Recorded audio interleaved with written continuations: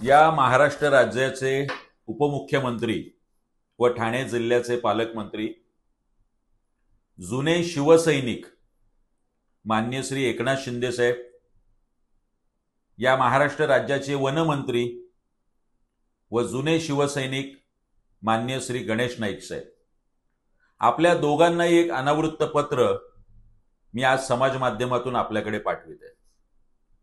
मुळातच वंदनीय बाळासाहेबांनी छत्रपती शिवाजी महाराजांच्या नावाचा जयघोष करत या महाराष्ट्रात शिवसेनेची स्थापना केली। आपण दोघेही नेते आणि आपल्या दोघेही नेत्यांचं नेतृत्व या शिवसेनेतूनच फुललं।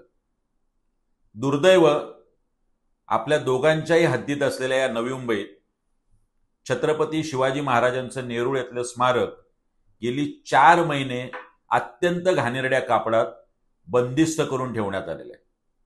एक शिवसैनिक म्हणून आपल्याला ह्या गोष्टीचा राग किंवा चीड आलेली नाही। वंदनीय बाळासाहेबांचेच नातू आणि ठाकरे कुटुंबातील 3ऱ्या पिढीचं नेतृत्व अमितजी ठाकरे यांच्या माध्यमातून 2 दिवसांपूर्वीच या स्मारकाचं अनावरण करण्यात आलं, स्वच्छता करण्यात आली, विधिवत पूजा करण्यात आली। मात्र त्यानंतर सुद्धा त्याच रात्री नवी मुंबई पालिका प्रशासनाने परत एकदा हे स्मारक बंदिस्त केलं। गेली 2 ते 3 दिवस ना तिथे दिवाबत्ती झाली, ना हार झाले, ना स्वच्छता झाली। आपल्यातील शिवसैनिकाला याची रागचीड येत नाहीये।